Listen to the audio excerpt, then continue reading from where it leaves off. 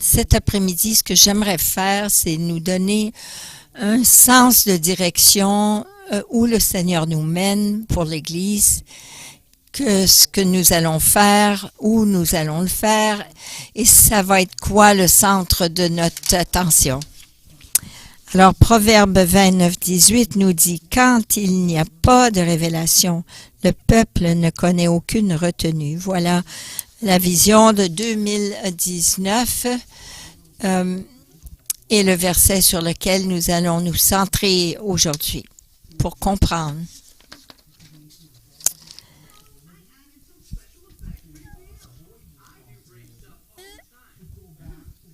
Et lorsqu'on dit ne connaît aucune retenue, ça veut dire plusieurs choses. Que si nous n'avons pas une compréhension claire de la volonté de Dieu pour nos vies, pour notre vie personnelle, pour l'Église, pour notre mariage, si nous n'avons pas de vision pour notre famille, pour notre entreprise ou pour l'Église, alors nous allons devenir paresseux, nous allons ne pas prendre nos responsabilités, nous allons retourner à ce qui est familier, ce qui est facile, et nous allons être trouvés infructueux. Voilà ce que nous avons besoin, de la vision pour tous ces aspects de nos vies. Alors, où devons-nous commencer? À chaque semaine, nous mettons notre déclaration de mission pour notre Église sur l'acétate. Mais c'est bon de toujours y retourner et de comprendre, d'expliquer ce que c'est cette déclaration.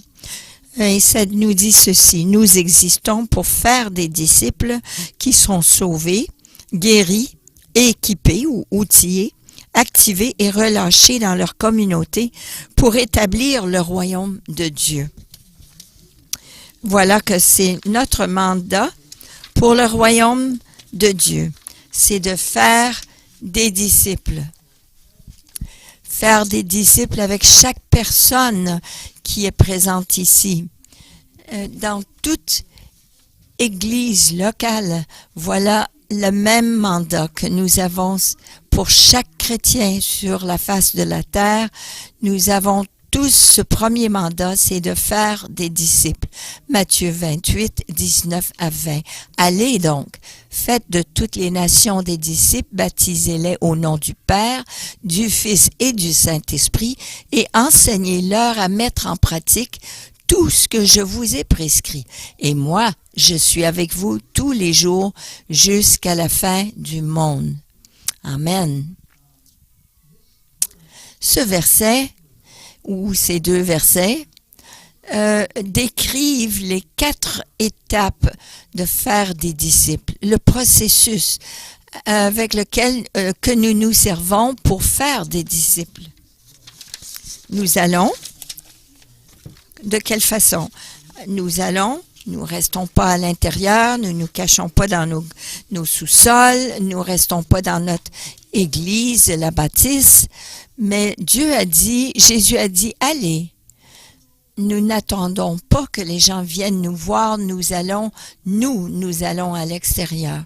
Puis nous les baptisons dans l'eau. Et la prochaine chose qu'ils acceptent le Seigneur Jésus dans leur vie, ils prennent un engagement de suivre Jésus-Christ et c'est d'être baptisés. Ensuite, nous les apprenons à obéir. Nous leur enseignons comment le faire, comment obéir. Et c'est un bon verset à apprendre, comment apprendre à obéir. Ce que Jésus nous a commandé, comment est-ce que Jésus nous a commandé cela, et nous devenons redevables les uns aux autres afin que nous apprenions à obéir. Et le dernier point, c'est que nous nous appuyons sur la présence de Dieu. Voici, moi, je suis avec vous tous les jours jusqu'à la fin du monde. Et voilà la présence de Dieu afin de pouvoir faire ce qu'il nous a mandaté de faire. Nous nous appuyons sur sa présence, qu'il nous accompagne dans nos voies. Et c'est de cette façon que nous faisons des disciples. Aller, baptiser, apprendre à obéir et continuer sur la présence de Dieu, s'appuyer. Nous devons apprendre à le faire avec efficacité. Il y a quelques années, en 1992, j'ai demandé au Seigneur qu'il me donne un guide, un aperçu exact et clair pour faire des disciples. Et le Seigneur m'a donné 5 mots qui, en anglais, ça n'a pas les mêmes lettres qu'en français, mais je vais vous l'expliquer par la suite. Le salut, la guérison, outiller les gens ou les activer, et par la suite, relâcher chacun.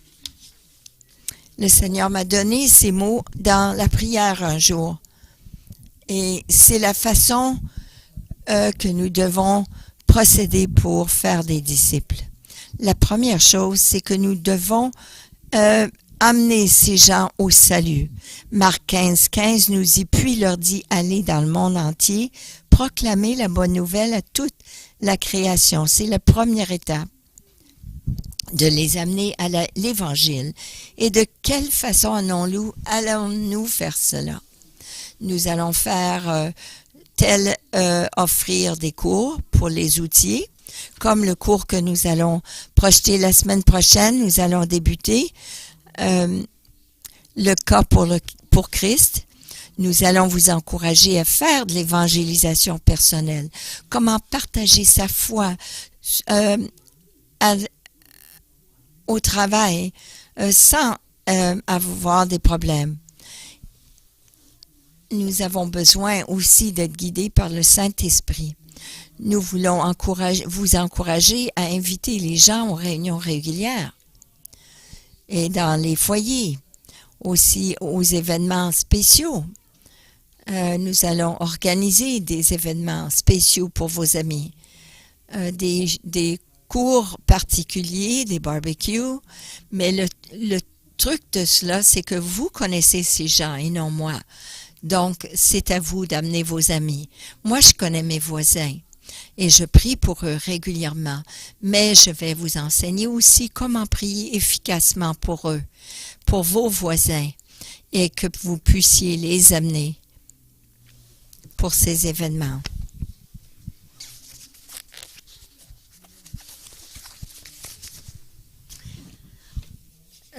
Nous allons aussi vous outiller pour prier pour les gens et vous donner 4 clés pour voir vos amis, ceux qui sont perdus, venir à Christ.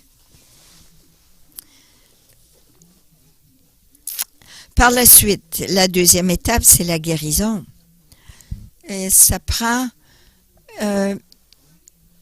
quelqu'un qui vient au Seigneur, oui, mais on doit les voir guéris de leur passé, de leurs blessures, afin d'être efficaces comme chrétiens. Et nous aussi, on a cheminé de la même façon. Et tant qu'on n'est pas guéri de ces blessures, on blesse les autres. L'Évangile nous dit que l'Évangile est une offense pour ceux qui sont perdus, mais nous ne devons pas être une offense pour les perdus. Ça nous dit dans 1 Thessaloniciens 5:23 que le Dieu de la paix vous conduise lui-même à une sainteté totale et que tout votre être, l'esprit, l'âme et le corps soient conservés irréprochables lors du retour de notre Seigneur Jésus-Christ. Ça nous dit l'esprit, l'âme et le corps ne soient pas réprochables, mais soient irréprochables afin de gagner d'autres à Christ. On doit être en entier, restauré, à part entière, afin qu'on puisse rendre un ministère et bénir les gens autour de nous.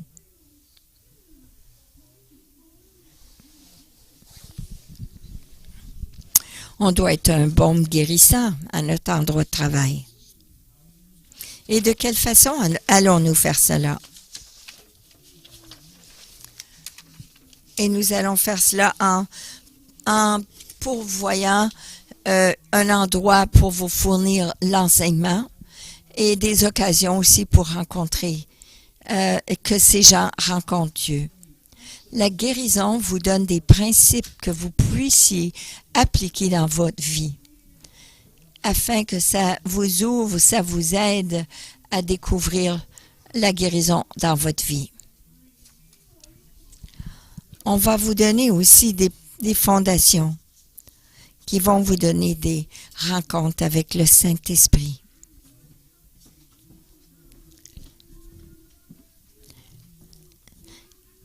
On va vous outiller pour cela.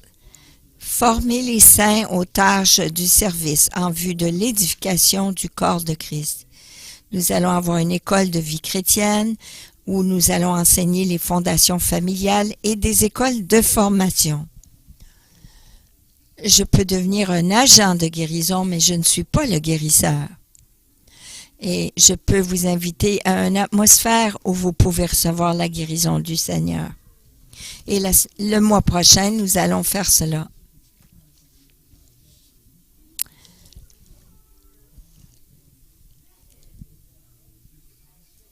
Les fondations, c'est et les fondations familiales et par la suite, nous allons faire des choix aussi de vie, de guérison.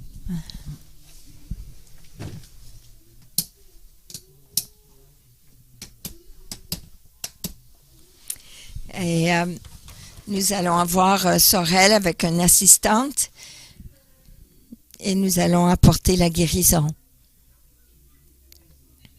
Je travaille sur un cours qui s'appelle La liberté.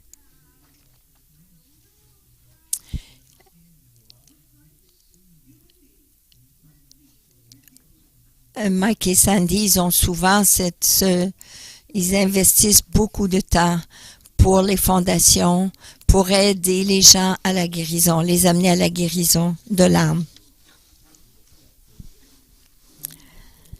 Et aussi, nous allons avoir aussi des opportunités d'avoir, de relâcher les gens et avec du support relationnel continu. Il y a beaucoup de gens qui disent que parce qu'ils sont dans un petit groupe, ils ne sont pas la même personne. Ils se sentent pas seuls. C'est des gens qui avaient beaucoup de difficultés, mais dans un groupe, un petit groupe, ils se sentent à l'aise d'être transparents et de partager leur vie pour être délivrés.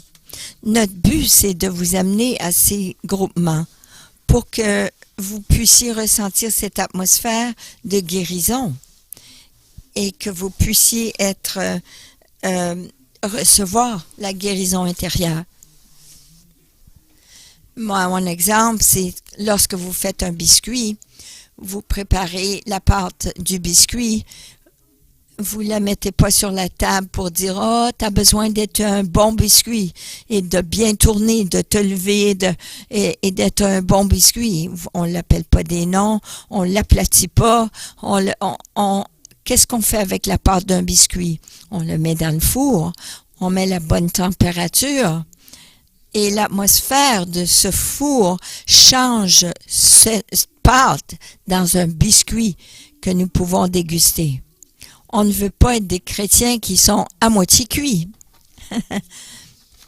Mais on veut avoir du goût pour les gens autour de nous. Et cela arrive lorsqu'on est dans une atmosphère qui est saine. Le salut, la guérison. Et le troisième, c'est d'équiper. Ça devrait dire outiller et non salut en français. Éphésiens 4:12 nous dit, il l'a fait pour former les saints aux tâches du service en vue de l'édification du corps de Christ. Si vous voulez être un charpentier, vous avez besoin des bons outils pour faire le travail d'un charpentier. C'est beaucoup plus facile de cogner un clou avec un marteau qu'avec une brosse à dents. Alors, lorsqu'on outille les chrétiens, on leur donne les bons outils pour faire du ministère. Donc, on appelle cela, on planifie, vous donnez l'école de vie chrétienne, vous montrez les fondations familiales, des disciplines et des outils pour vous aider à aider les autres. Et nous allons vous enseigner comment avoir des bons foyers, comment partager votre foi avec les gens autour de vous et comment avoir des familles saines. Et si vous êtes plus vieux, de faire de votre foyer un endroit où les gens peuvent venir. Alors, on va parler sur le leadership. Et cela fait partie de comment outiller et donner des écoles de formation. Donc, ça sera avant prémarital, le mariage et la famille, pour qu'une famille soit saine. Alors, on va avoir tous ces outils pour vous aider à accomplir ces choses.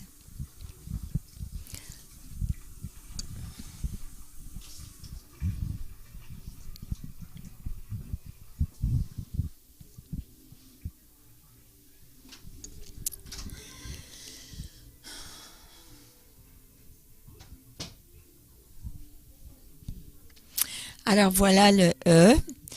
Le A, c'est activation. Philippiens 4:9 nous dit ce que vous avez appris, reçu et entendu de moi, ce que vous avez vu en moi, mettez-le en pratique. Mettez-le en pratique. La pratique ne rend pas les choses parfaites, mais ça améliore les affaires. Nous avons besoin des occasions pour pratiquer cela dans la vraie vie. Comment est-ce qu'on devient un bon conducteur de voiture ou un bon chanteur? C'est en pratiquant. Alors, on aimerait vous activer, chacun de vous, et vous donner des occasions pour pratiquer.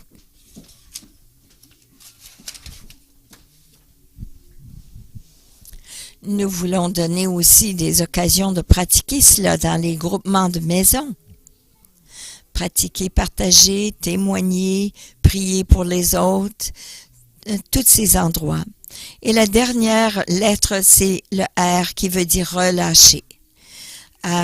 Acte 13, 2-3 nous dit, pendant qu'il rendait un culte au Seigneur, qu'il jeûnait, le Saint-Esprit dit, mettez-moi à part Barnabas et Saul pour la tâche à laquelle je les ai appelés.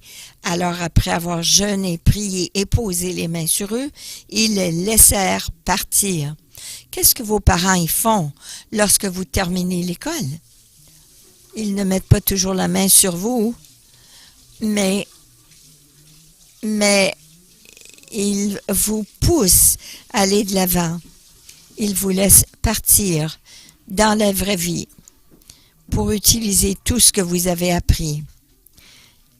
Alors, on aimerait transmettre et vous mettre au service de Dieu et vous supporter relationnellement.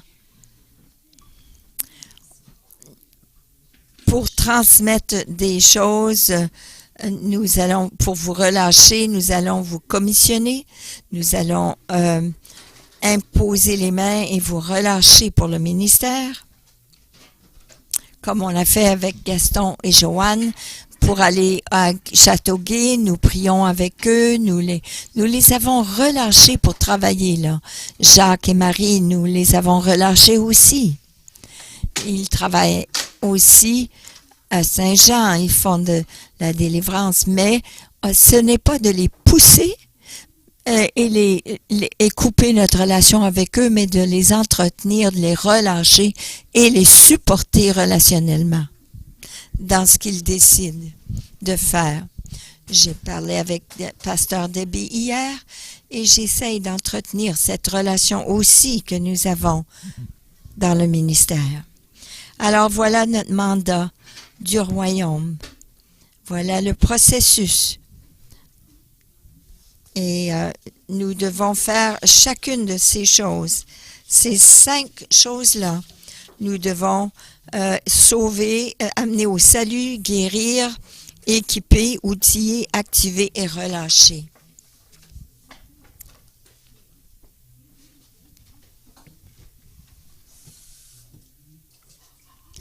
Nous avons tous besoin d'être outillés, spécialement si nous avons un appel sur notre vie. Et nous devons être activés aussi avec des endroits sécuritaires où on peut être relâché pour pratiquer afin qu'on n'ait pas honte ou qu'on n'ait pas d'échecs. On ne veut pas embarrasser les gens, on veut vous aider. Voilà le processus du royaume pour vous relâcher dans le ministère. Avec le temps qui nous reste, j'aimerais qu'on regarde le plus grand, le portrait, on va dire, global de ceci. Et voici ce que j'aimerais vous dire, c'est qu'il y a beaucoup de chrétiens qui se sentent comme des échecs parce qu'ils n'ont pas amené beaucoup de gens au Seigneur. Oh, je suis un échec, j'ai seulement amené 2 personnes ou 2 au Seigneur. Qu'est-ce qu'il y a avec moi? Le Seigneur doit avoir honte de moi. Et ce que nous devons comprendre, et vous allez voir dans vos notes, ce que j'aimerais que vous compreniez est ceci, c'est que la vie chrétienne, pour chacun de nous, est un processus continuel de faire des disciples à partir du premier jour jusqu'au jour que vous décédez. Je n'attends pas que mes enfants soient des disciples, qu'ils soient des chrétiens pour être disciplinés. Je leur enseigne à partir du moment qu'ils naissent. Mais lorsqu'ils sont venus au Seigneur, je leur ai montré comment être partagés, comment pardonner, ce genre de choses. Et aussi longtemps que vous allez, que vous avancez dans le processus, vous êtes un succès. Et aussi longtemps que vous aidez quelqu'un d'autre aussi, vous êtes dans ce processus, vous êtes un succès. Il se peut que vous n'avez pas gagné quelqu'un au Seigneur ces dernières années, mais si vous avez aidé 5 personnes à faire la prochaine étape, vous êtes un succès parce que c'est un processus.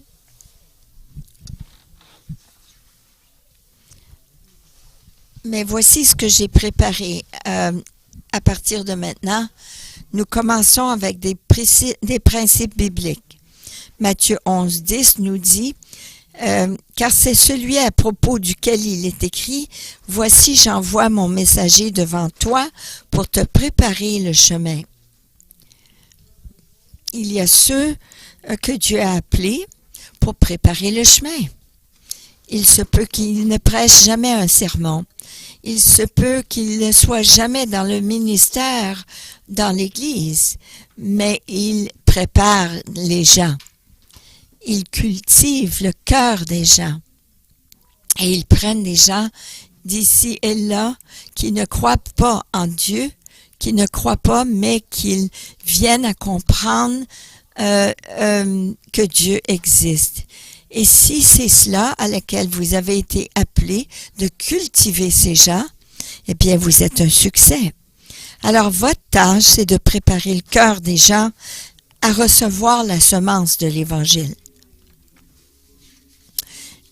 Alors que lorsque cette semence vient, ils vont recevoir le Seigneur. Ils seront prêts à recevoir l'Évangile. Alors, vous êtes un succès si vous préparez le cœur de cette personne à recevoir le message de l'Évangile. Voilà tout. Merci à Julie pour avoir ajouté toutes ces choses en français. Vous savez, il y a des gens qui sont cyniques. Ils ne veulent pas comprendre l'Évangile parce que ça n'a pas de sens pour eux. Mais vous cultivez une relation avec ces gens pour les amener à aller de cynique à sceptique. Là où ils évitent la vérité, ils vont de leur propre chemin, mais à un sceptique où ils regardent positivement la parole. Et ils reconnaissent aussi les différences dans le messager entre vous et eux. Et ils sont aussi conscients du messager. Donc, cela cultive leur cœur et ça leur donne une façon positive de voir la parole. Et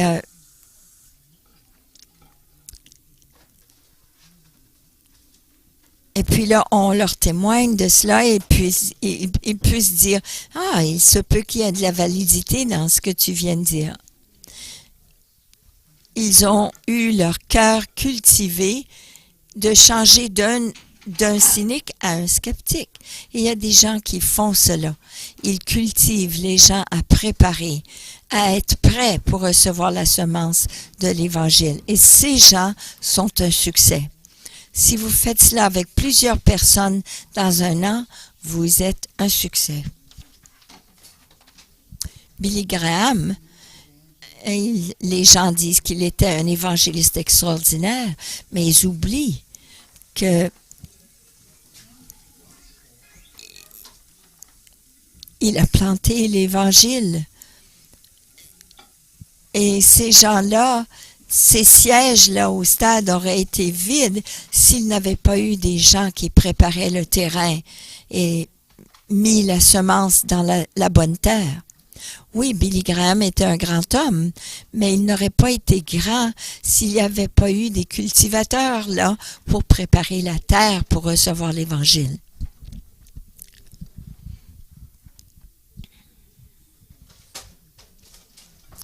Par la suite, on parle de semer la semence pour faire des disciples. Jésus dit dans l'Évangile, il dit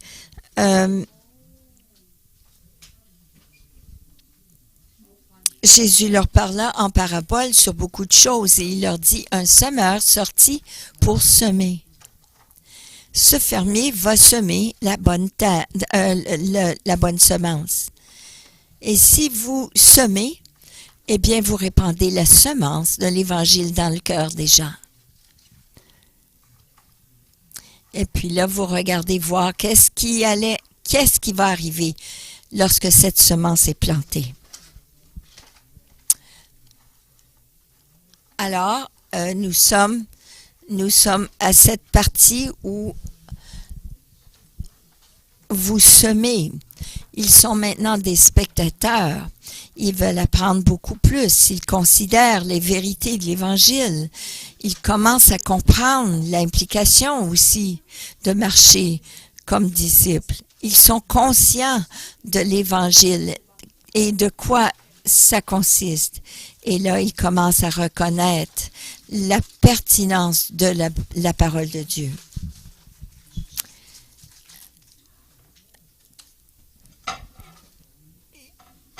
Alors, vous semez des semences et ils commencent à considérer les vérités de l'Évangile.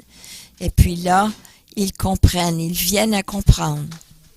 Lorsque j'étais un nouveau chrétien, j'ai rencontré une fille dans la classe d'économie et j'ai su qu'elle était juive. Ah, puis j'ai dit, oh, elle est juive. Et j'ai commencé à lui partager l'Évangile pour lui montrer la réalité du Messie. Et l'autre gars qui était à côté, qui était rétrograde, il a dit, il essaye d'utiliser les Écritures de l'Évangile pour vous montrer la réalité du Messie. Puis elle a dit, ben, je crois même pas en Dieu. Alors, j'avais fait une erreur, mais ce que nous avons besoin, c'est de préparer la terre et de semer des semences. Et il y en a d'entre vous qui ne ferment jamais cette occasion-là. C'est comme une occasion d'affaires, mais la personne ne vient pas à Christ. Mais vous cultivez les semences. Alors voilà la deuxième partie. Voilà les spectateurs qui veulent en savoir plus et vous semez des semences. Alors, on appelle ça dans le processus de semer. Le numéro 3, c'est de récolter. C'est faire des disciples, mais en récoltant. Alors, Matthieu 13, 23 nous dit « Celui qui a reçu la semence dans la bonne terre est celui qui entend la parole et la comprend. Il porte du fruit avec un rapport. » Oui, il l'entend et il la comprend. Alors nous le voyons être touché par l'Évangile, de voir l'entrée de cet Évangile dans leur vie, des choses sont clarifiées. Et éventuellement, ça produit, cette semence, une récolte. Il y en a d'entre vous que vous savez faire cela. Vous ne pouvez pas prendre quelqu'un qui ne croit pas en Dieu et essayer de les amener à Dieu. Mais vous êtes celui qui récolte et qui fermez cette occasion d'affaires. Si vous êtes un récolteur, votre tâche, c'est d'arroser la semence de l'Évangile dans le cœur des gens jusqu'à ce qu'elle germe, jusqu'à ce qu'elle pousse. Et il y a des gens qui sont vraiment bons dans cela. Vous ne pouvez pas être une personne qui va faire des débats ou qui va prouver par la science l'existence de Dieu. Mais vous avez vraiment le don d'arroser et de récolter. Alors, celui qui récolte, c'est celui qui se tourne, qui se repent, qui fait confiance à Jésus-Christ, qui voit que Christ est la réponse et qui reconnaît son besoin pour un sauveur. Et par la suite, il se tourne de sa propre confiance en lui-même à faire confiance à Jésus. Alors, il se repent et il fait confiance à Dieu. Merci Seigneur pour ces récolteurs, ceux qui récoltent et ça n'en prend de chacun. Mais ça n'arrête pas là. Parce que si on arrêterait là, ça serait de laisser un bébé dehors à la porte. Alors, la prochaine étape est ce que nous appelons l'assimilation. C'est de faire des disciples, mais en assimilant. Donc, Luc 8,15 nous dit « Ce qui est tombé dans la bonne terre, ce sont ceux qui ont entendu la parole avec un cœur honnête et bon, la retiennent, ils l'assimilent et ils portent du fruit avec persévérance. » Donc, qu'est-ce qui est notre tâche? C'est de développer des disciplines chrétiennes dans ces gens de base pour qu'ils puissent grandir.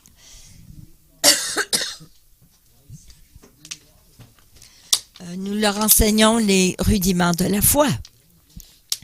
Comment faire confiance, comment lire la parole, comment prier, comment être baptisé dans l'eau pour obéir le Seigneur. Et voilà comment est-ce que ces gens assimilent l'Évangile. Ils se sont repentis et ils ont fait confiance, mis leur confiance en Dieu. Ils ont accueilli cette nouvelle vie au travers du baptême d'eau. Et ils ont pratiqué les disciplines chrétiennes en accueillant ces expériences. Et aussi, ils accueillent la communauté chrétienne. Ils veulent faire partie de la famille de Dieu. Nous voulons tous qu'ils soient touchés dans leur cœur et qu'ils soient obéissants à Christ en faisant ces choses, ces trois étapes-là, ces trois façon d'être assimilée. La parole de Dieu, dans leur vie, produit des résultats. Parce que vous n'allez pas pouvoir répondre à toutes les questions. Vous n'aurez peut-être pas toute la sagesse qu'une personne a besoin ou l'amour qu'une personne a besoin. Mais vous aurez Dieu pour vous aider.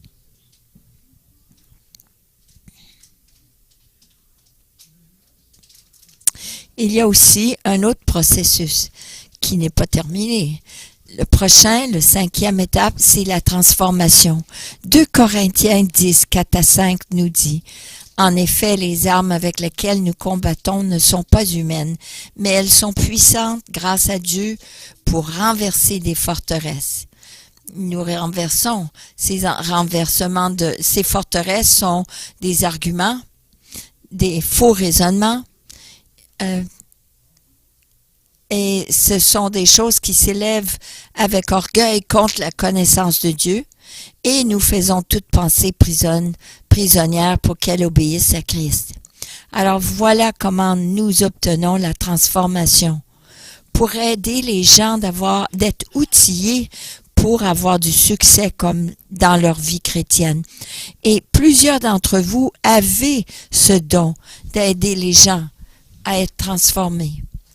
Ils sont dans un bon environnement, mais ils lisent la Bible, mais ils ne voient pas de transformation. Alors, il faut les assimiler dans le corps de Christ pour les aider à faire cela. Et il y en a plusieurs d'entre vous qui avons ce don-là. Ils sont maintenant un disciple.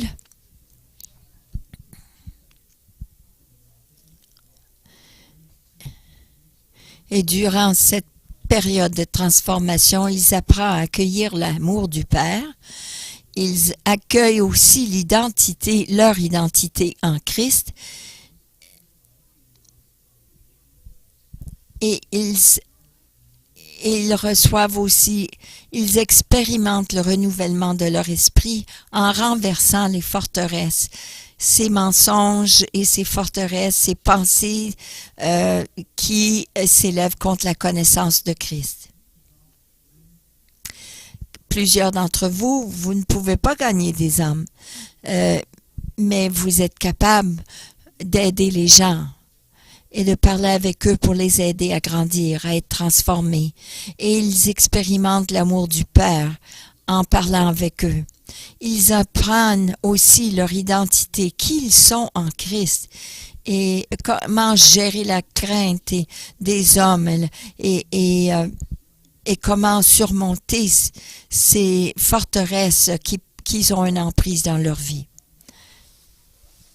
Alors même après cette transformation, nous n'avons pas terminé. Parce que dans ce processus de faire un disciple, nous devons aussi apprendre à gérer.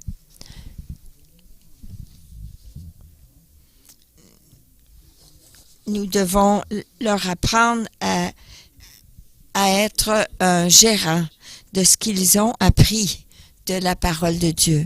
Galates 5.13 nous dit: frères et sœurs, c'est la liberté que vous avez été appelés. Seulement ne faites pas de cette liberté un prétexte pour suivre les désirs de votre nature propre. Au contraire, soyez par amour serviteurs les uns des autres. Alors, votre tâche à ce moment-là, c'est de leur apprendre des habitudes qui sont requises pour un service chrétien efficace. Alors, utilisez votre liberté pour servir les autres, de les aimer. C'est pour la liberté que Christ nous a libérés. Pas pour faire ce qu'on veut et dans nos habitudes, mais pour servir les autres dans l'amour du Christ. Donc, notre tâche, c'est d'apprendre à ces gens les habitudes nécessaires pour le service chrétien. Comment est-ce que je sers les autres? Alors, j'ai besoin d'apprendre la patience. J'ai besoin de mettre les besoins des autres avant le mien. Je dois apprendre à donner généreusement et fidèlement. Et voici un tableau qui nous dit serviteur, pour être serviteur de Christ, je dois adopter la générosité chrétienne et participer au service. Que ce soit un souper ensemble, que ce soit les tâches de prier pour les gens, mais je dois aussi apprendre à la générosité. Comment donner, comment avec mon temps, avec mes dons, avec mon foyer. Si Dieu vous a donné un foyer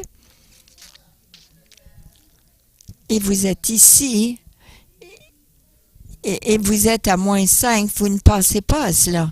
Mais si vous avez eu votre esprit renouvelé, Dieu va vous montrer qu'il vous a donné votre foyer, votre maison, pas seulement pour vous, mais pour les autres. Est-ce que tu invites les autres chez vous? Eugene May, lorsqu'il va venir, il va utiliser une de nos chambres. Et le samedi soir, nous avons un groupe à la maison. Hier après-midi, on avait le thé avec Pasteur Debbie. Et durant les fêtes, nous avons servi les gens un peu partout dans l'Église. Cela fait partie de gérer nos biens, notre argent, notre temps et nos dons pour aider les autres à être des disciples. Il y a des gens qui peuvent nous dire, j'ai besoin d'aller à l'hôpital, j'ai besoin d'aller à l'aéroport. Qui sera disponible pour aider? Il n'y a personne qui a un endroit à aller durant les fêtes. Alors, j'apprends à être un serviteur et je peux aider les autres aussi à servir de la même façon. Leur enseigner comment servir le corps de Christ. Lorsque notre voisin, sa mère est morte, j'ai pris 2 heures à parler avec lui, à l'encourager et d'être à l'écoute. Comment sa mère l'a élevé en lui posant des questions et lui permettre de raconter son histoire.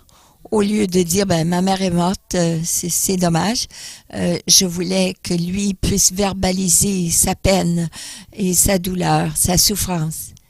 Et sa femme, elle nous a serrés dans ses bras, elle nous a dit merci d'avoir pris le temps d'aider mon mari à faire son deuil. Et voilà ce que c'est le service. Mais ce n'est pas la fin. Par la suite, après cela, nous avons le numéro 7 de ce processus, c'est de transmettre des choses. Galates 4, 19 dit, mes enfants, j'éprouve de nouveau les douleurs d'accouchement pour vous, jusqu'à ce que Christ soit formé en vous. À ce point-là, la tâche, c'est de faire mûrir et former d'autres croyants.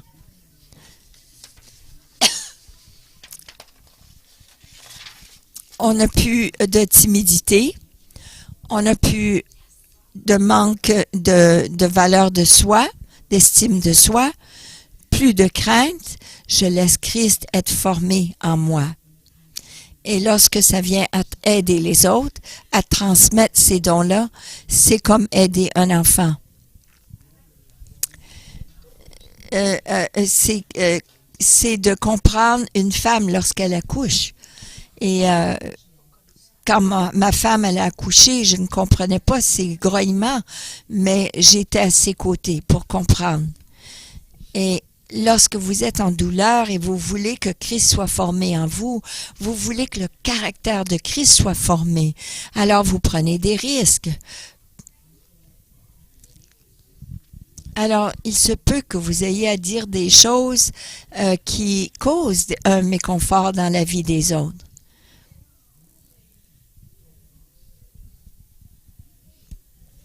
Mais on a la chance, l'occasion à ce moment-là d'aider les autres à grandir et à être formés pour ressembler à Christ. Il y a des gens ici qui sont très bons à cela. C'est un processus. Et votre tâche, c'est de former et développer le leadership, le ministère en eux. Encore, nous avons, pour former des disciples, vous êtes en train de transmettre des choses pour faire des disciples.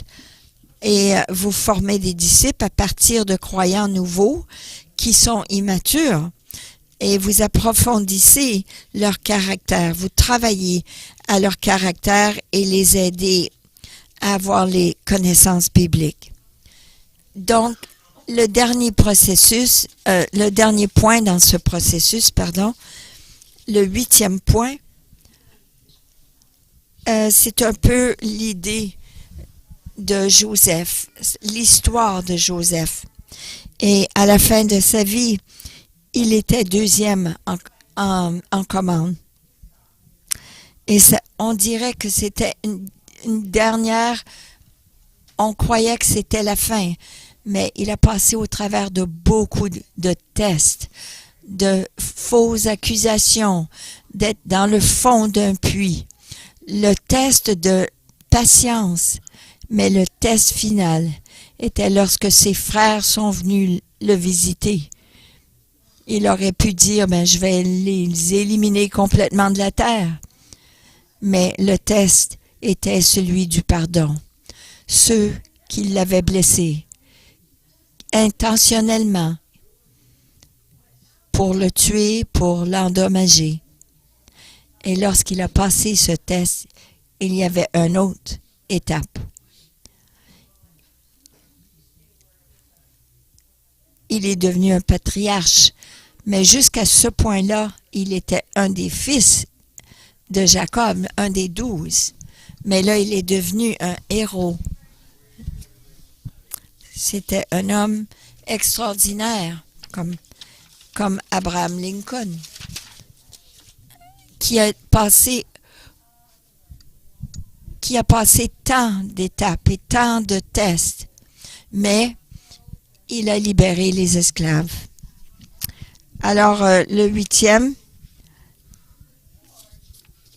ça nous dit ceci.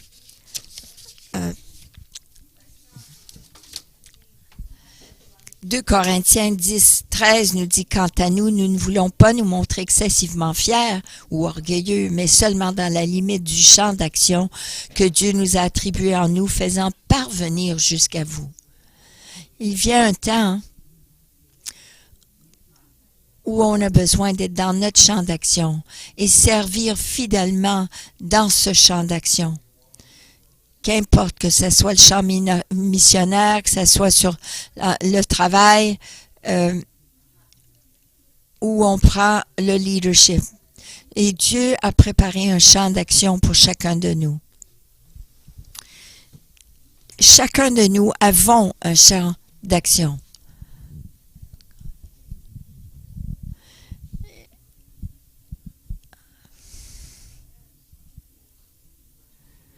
Alors, notre tâche à ce moment-là, c'est de former et de développer le ministère du leadership. D'être formé et de développer ce leadership pour le ministère, l'œuvre de Dieu.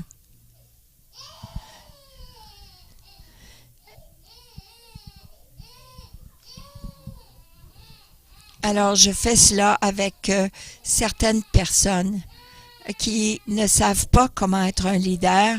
Ils sont propulsés dans un endroit, dans un champ d'action qu'ils ne sont pas à l'aise, mais mon don, c'est d'aider ces gens à devenir des leaders.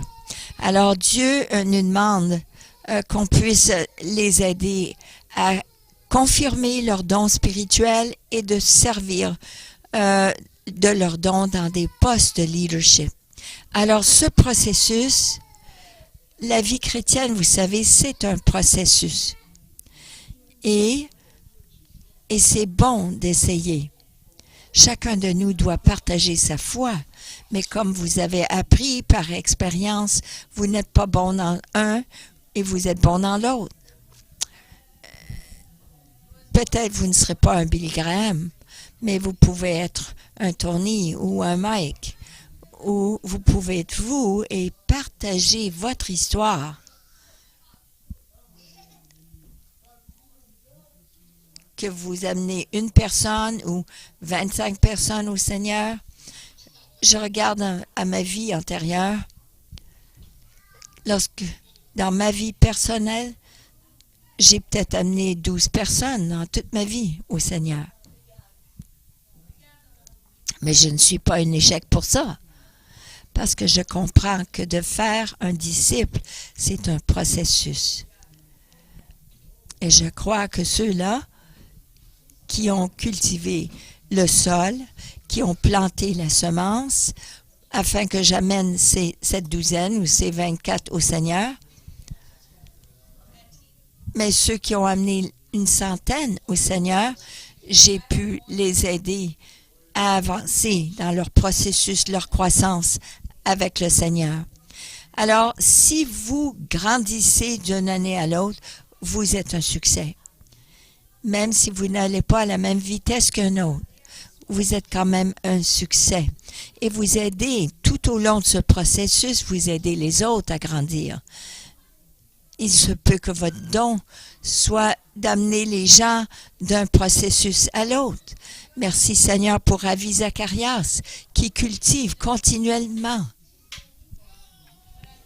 Il a une habilité extraordinaire de briser le sol dans le cœur des gens qui sont endurcis.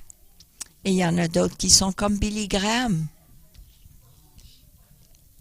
Il a bien fait. Et comme vous amenez des gens à avancer, à croître dans le processus, vous pouvez expérimenter le succès. Vous n'avez plus besoin de vous sentir coupable ou sous condamnation. Vous êtes une réussite parce que la vie chrétienne, c'est une réussite. C'est un processus. C'est comme vos enfants. Vous élevez votre enfant, vous les mettez à l'école et vous vous appuyez sur ces différentes organisations et institutions pour les aider à grandir et à se préparer pour la réalité dans le monde. Et lorsque on passe un but, celui qui a mis la rondelle dans le filet, celui qui a pas fait la passe est autant un succès que celui qui a mis la rondelle dans le filet. Chacun fait sa part, mais le tout ensemble devient une réussite. Personne n'est un échec.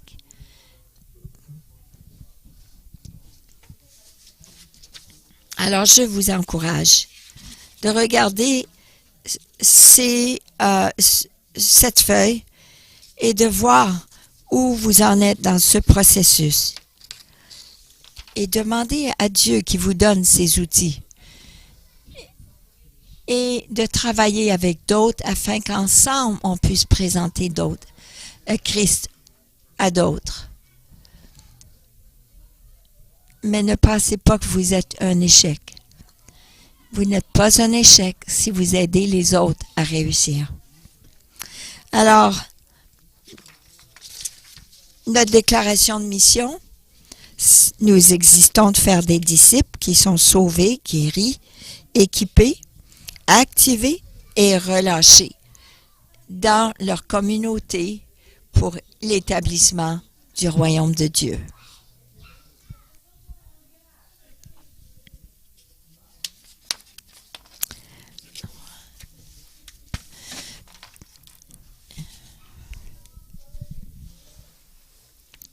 Et nous avons besoin des gens pour s'impliquer dans la communauté.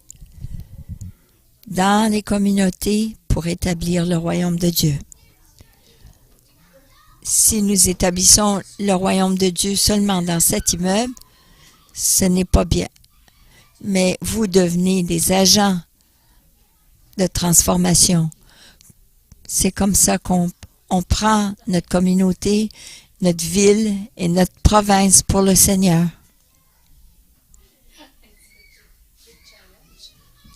cette année ce qu'on aimerait faire. On aimerait vous aider à devenir un disciple et aider les autres à devenir disciples.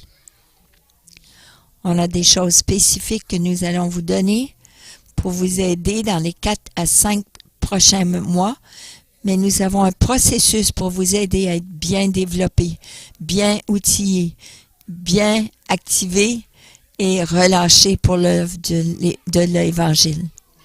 Je vous demande de mettre votre main sur votre cœur. Seigneur, nous prions pour ce processus. Qu'importe où nous en sommes dans notre vie privée, nous te demandons, Seigneur, de nous aider à aller à la prochaine étape. Aide-nous à prendre cette étape. C'est une nouvelle année, un nouveau jour. Aide-nous, Seigneur, à décoller. Nous prions pour chaque personne.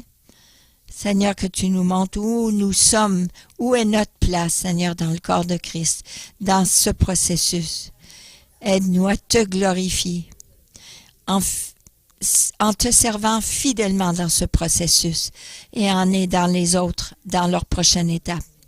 Seigneur, je prie pour ces prochaines semaines de la nouvelle année que tu puisses nous montrer exactement le champ d'action où tu nous veux. Notre sphère, Seigneur, d'influence. Nous soumettons à toi pour notre amélioration, notre transformation et pour la transformation de tous ceux à qui tu nous amèneras, Seigneur. Merci.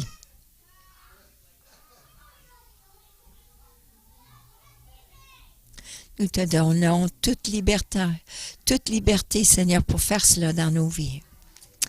Pour chaque personne que tu nous amènes, Seigneur, nous n'allons pas les voir comme une distraction, une intrusion, comme un empêchement, mais Seigneur, ce seront des personnes que tu nous as emmenées pour s'impliquer dans leur vie, pour les aider à être transformés à ton image. Merci Seigneur, que nous puissions les voir comme des dons, des cadeaux envers qui nous pouvons faire du ministère et les aider. Nous prions cela au nom de Jésus. Amen.